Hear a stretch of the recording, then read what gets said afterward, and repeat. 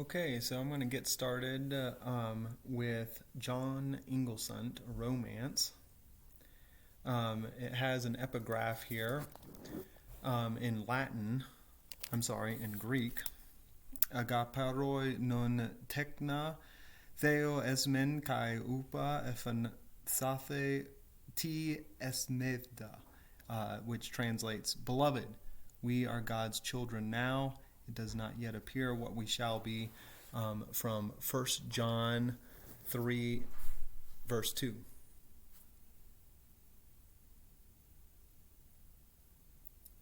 This is the 1920 publication.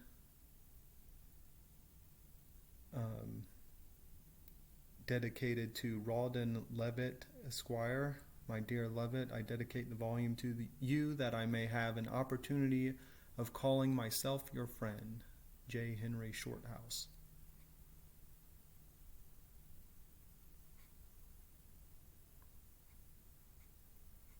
There's a preface to the new edition. I'm going to go ahead to the first chapter.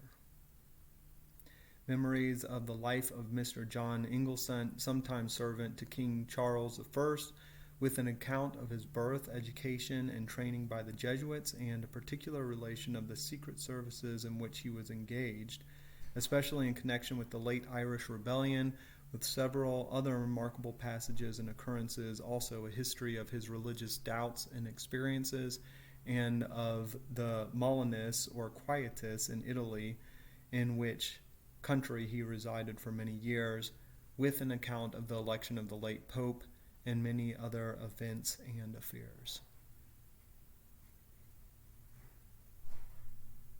John Inglesant. Introductory chapter.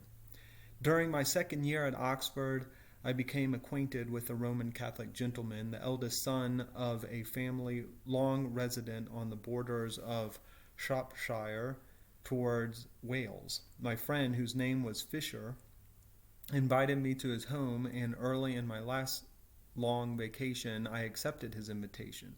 The picturesque country was seen to great advantage in the lovely summer weather. That part of Shropshire partakes somewhat of the mountain characteristic of Wales, combined with the more cultivated beauties of English rural scenery. The range of hills, some of which are lofty and precipitous, which intersect the country, form wide and fertile valleys, which are watered by pleasant streams.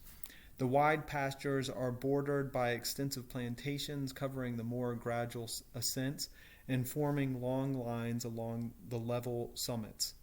We had some miles to drive when the small station on the diminutive branch line of railway, which had slowly conveyed us to the last dozen miles or so of our journey. At last, just at the foot of one of the long, straight hills called Edges in that country, we came upon my friend's house, seen over a flat campaign of pasture land, surrounded by rows of lofty trees and backed by fir and other wood, reaching to the summit of the hill behind it. It was an old and very picturesque house, jumbled together with the additions of many centuries, from the round tower-like staircase with an extinguisher turret to a handsome addition of 2 or 3 years ago. Close by the mutilated tower of a ruined priory, the chancel of which it is used as the parish church. A handsome stone wing of 1 story, built in the early Gothic style and not long completed, formed the entrance hall and dining room, with a wide staircase at the back. The hall was profusely hung with old landscapes and family portraits. After a short introduction to my friend's family, we were soon assembled in the newly finished dining room, with its stone walls and magnificent overhanging Gothic fireplace. The dinner party consisted of my friend's father and mother, his 2 sisters, and a Roman Catholic clergyman, the family chaplain and priest of a neighboring chapel, which Mr. Fisher had erected and endowed. The room was hung entirely with portraits, several of them being ecclesiastics in different religious costumes, contrasting to my eyes strangely with the gay cavaliers and the beautiful ladies of the Stuarts' court, and not less elaborately dressed portraits of the last century, and with those of my host and hostess in the costume of the Regency. I was struck with the portrait, which had happened to be opposite me, of a young man with a tonsured head in what appeared to me to be a very simple monk's dress, and I asked the priest, a beautiful and mild-looking old man, whom it was intended to represent. A singular story is attached to that portrait, he said, which it may surprise you to learn is not that of a member of our communion. It is the portrait of a young Englishman named Inglesant, a servant of King Charles I, who was very closely connected with the Roman Catholics of the day, especially abroad, and was employed in some secret negotiations between the king and the Catholic gentry. But the chief interest connected with his story consists in some very remarkable incidents which took place abroad connected with the murder of his only brother, incidents which exhibit this young man's character in a noble and attractive light. He is connected with Mr. Fisher's family solely through the relations of his brother's wife, but singularly he is buried not far from here, across the meadows. In the latter years of his life he purchased an estate in this neighborhood, though it was not his native country, and founded an almshouse, or rather hospital, for lunatics in the chapel in which his tomb is still standing. That portrait in which he appears in the dress of a novice, he continued, turning to the one before me, was taken in Rome, and when he was residing at the English college, where he certainly was received, as he appears to have been generally when abroad, into full communion with us. As a contrast to it, I will show you another in the drawing room by Van Dyck, which, though it really was intended for his brother, yet may equally well represent himself, as at that period the two brothers are said to have been so exactly alike that they could not be known apart. On his tomb at Monk's Lydiard, as you may see if you incline to take the trouble to walk so far, and it is a pleasant walk, he is represented in his gown of Bachelor of Civil Law, a degree which he received at Oxford during the Civil War, and he is there also represented with tonsured head. I have often thought, continued the priest musingly, of arranging a considerable collection of papers referring to this gentleman's story, which is at present in the library, or at least of writing out a plain statement of the facts. But it would be better done, perhaps, by a layman. I have the authority of these young ladies, he continued, with a smile, turning to the Miss Fishers, that the story is a more entertaining and even exciting one than the sensational novels of the day, of which I need not say I am not a judge. The young ladies confirmed this as far as their knowledge went, but they had heard only fragments of the story, and were urgent with the clergyman to set about the task. He, however, replied to their entreaties only by a shake of the head, and the ladies soon after left the room. When we went into the drawing-room, I was eager to see the Van Dyck, and was shown a magnificent picture at one end of the room representing a singularly handsome young man in a gorgeous satin court dress of the reign of Charles I, whose long hair and profusion of lace and ornament would probably, in the work of another artist, have produced an unpleasing impression, but softened by the peculiar genius of Van Dyck, the picture possessed that combination of splendor and pathos which we are in the habit of associating only with his paintings. His satin shoes and silk stockings contrasted curiously with the grass on which the cavalier stood, and the sylvan scene around him, and still more so with his dogs and two horses, which were held at some little distance by a page. His face was high and noble, but on closely comparing it, as I did several times, with that of the monk in the dining-room, I arrived at the conclusion that either the likeness between the brothers was exaggerated, or the expression of the survivor must have altered greatly in after years, for no difference in dress, great as was the contrast between the coarse serge of the novice and the satin of the cavalier, and between the close-cropped tonsured head and the following love locks would account for the greater strength and resolve of the portrait in the dining room, combined strangely as this expression was with a slightly wild and abstracted look, indicating either religious enthusiasm or perhaps unsettlement of the reason within. This latter expression being totally wanting in the face of the cavalier. The next day was Sunday, and I opened my window on a lovely prospect of lawn and water, with the fir woods sweeping up the hillsides beyond. Walking out of the avenue when I was dressed, I met the family returned from low mass at the chapel. I attended high mass with them at 11 o'clock. The chapel was picturesquely built higher up in the wood than the house. It had a light and graceful interior, and the coverings of the altar were delicate and white. The exquisite plaintive music, the pale glimmer of the tapers in the morning sunlight, the soothing perfume of the incense, the sense of pathetic pleading and mysterious awe, as if the possibility of a divine presence produced its effect on me as it does, I imagine, on most educated churchmen. But this effect failed in convincing me, then as at other times, that there was more under the gorgeous ceremonial than may be found under the simple Anglican ritual of the Blessed Sacrament. After church, my friend, who had some engagement with the priest, accepted my assurance that I was fond of solitary walks, and I set off alone on my quest of the tomb of John Inglesant. I followed a footpath which led direct from the ruined church near the house, across the small park-like enclosure, into the flat meadows beyond. The shadows of the great trees lay on the grass. The wild roses and honeysuckle covered the hedges. 1,000 butterflies fluttered over the fields. That Sunday stillness, which is possibly but the echo of our own hearts, but which we fancy marks the day, especially in the country, soothed the scene.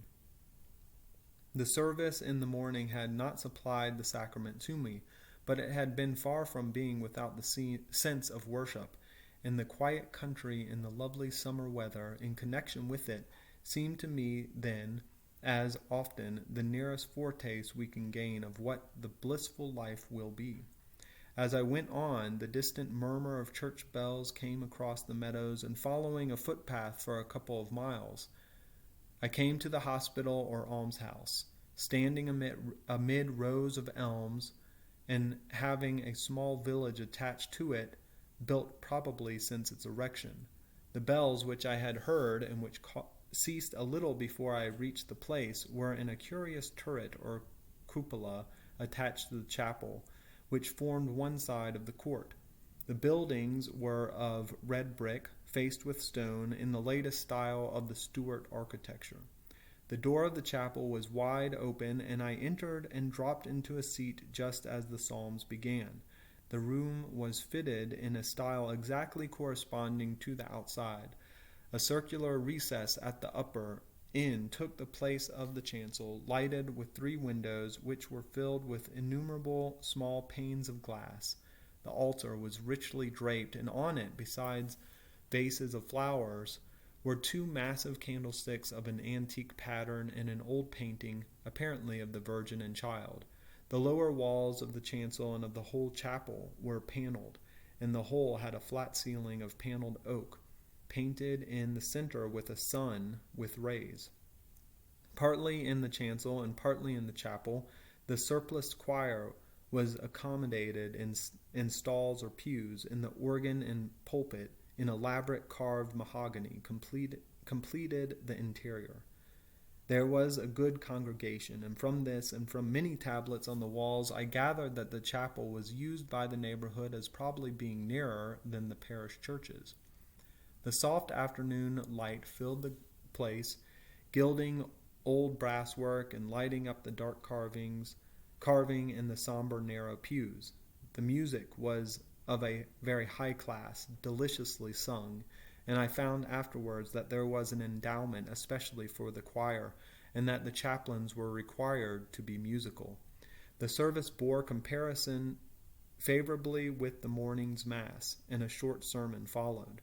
When all was over and the people were gone out into the sunshine, I began to look for the tomb I had come to see, and the chaplain, having come out of the vestry and seeming to expect it, I went up and spoke to him. I told him I had walked from Lydiard, my friend's house, to see the tomb of the founder, to which I had been directed by the Roman Catholic gentleman who resided there.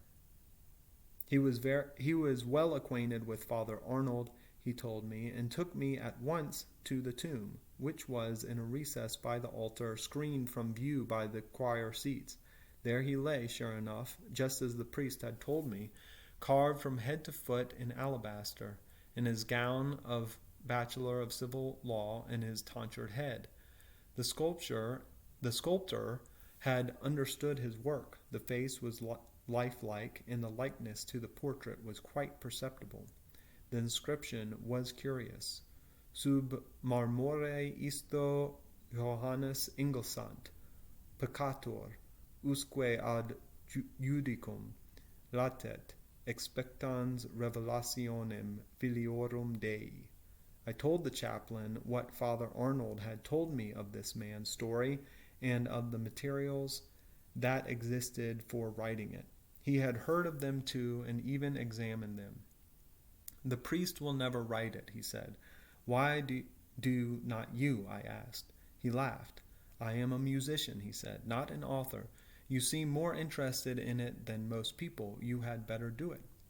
As I came back across the fields, I pondered over this advice, and after dinner I asked the priest the story. He told me the outline, and the next morning took me into the library and showed me the papers. The library at Lydiard is a very curious room below the level of the ground, and in the oldest part of the house. It adjoins the tower with the extinguisher turret, by which there is communication with the bedchambers and with the leads and garrets at the top of the house. The room was large and had several closets besides a smaller room beyond, which had no visible communication except into the library.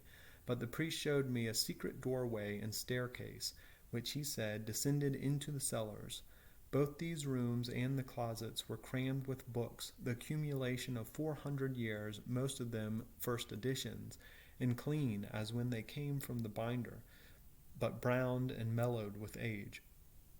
Early works of the German press at Caxton, the scarce literature of the 16th century, all the books which had once been fashionable, Cornelius Agrippa and Cardon, 2 or 3 editions of the Ephus, folios of Shakespeare and the dramatists, and choice editions of the literature of the 17th and 18th centuries down to our own day. Besides this general literature, there was a large collection of Roman Catholic works and pamphlets, many privately printed at home or published abroad. The biographies of seminary priests who had suffered death in England, reports of trials, private instructions, and even volumes of private letters, for Lydiard had always been a secure hiding place for the hunted priests, and more than one had died there, leaving all his papers in the library. No fitted place could exist in which to attempt the task I had already determined to undertake, and I obtained leave of the priest, promising to make nothing public without his approval. I had the whole vacation before me, too idle and desultory to read for honors. I had always been fond of literature and the classics, and was safe for my degree, and I gave myself up unreservedly to my task. I have endeavored, as Father Arnold said, to tell a plain story. I have no pretensions to dramatic talent, and I deprecate the reader's criticism. If I have caught anything of the religious and social tone of the 17th century, I am more than content. Geoffrey Monk, M.A.